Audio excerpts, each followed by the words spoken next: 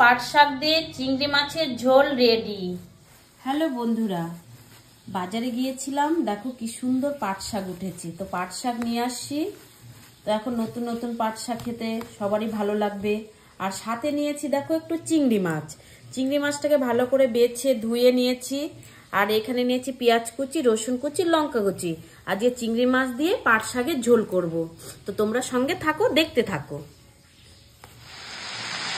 চিংড়ি মাছগুলো ভেজে নিচ্ছি, হলুদ আর লবণ মাখিয়ে ভালো করে ভেজে নিচ্ছি।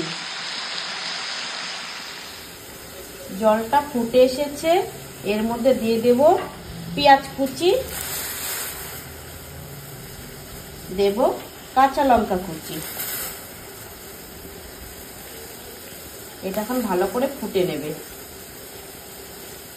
আর দিয়ে দেব স্বাদ অনুসারে লবণ।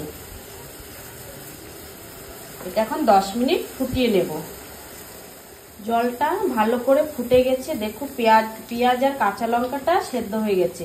এখন ধুয়ে রাখা পাট শাকগুলো ভালো করে বেছে নিয়েছিলাম, সেটাকে এখন ঝোলের মধ্যে দিয়ে দিচ্ছি।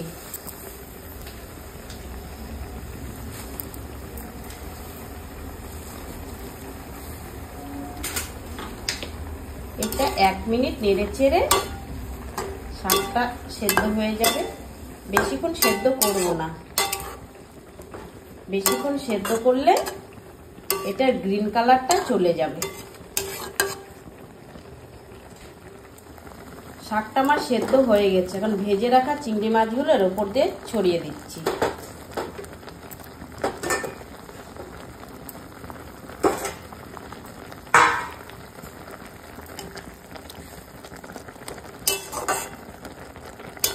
শাকটা এখন নামিয়ে নেব। ফোড়নের জন্য দিয়ে দিয়েছি সর্ষের তেল, তার মধ্যে দিয়ে দিব শুকনো লঙ্কা, রসুন কুচি আর দিয়ে দেবো পেঁয়াজ কুচি।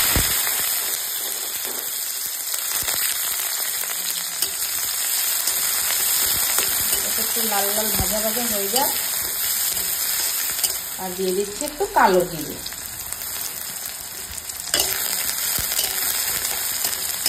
হয়ে গেছে ভাজা ভাজা, এখন শাকটা ফোড়ন দিয়ে দিচ্ছি। হয়ে গেল আমার পাট শাকের ঝোল চিংড়ি মাছ দিয়ে।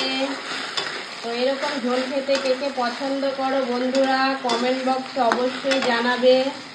আর আমার ভিডিওটি দেখার জন্য সকল ফেসবুক বন্ধুদের অসংখ্য অসংখ্য ধন্যবাদ। টাটা, নেক্সট ভিডিওতে দেখা হবে। সবাই ভালো থেকো, সুস্থ। এই যে দেখো বন্ধুরা, চলো টাটা।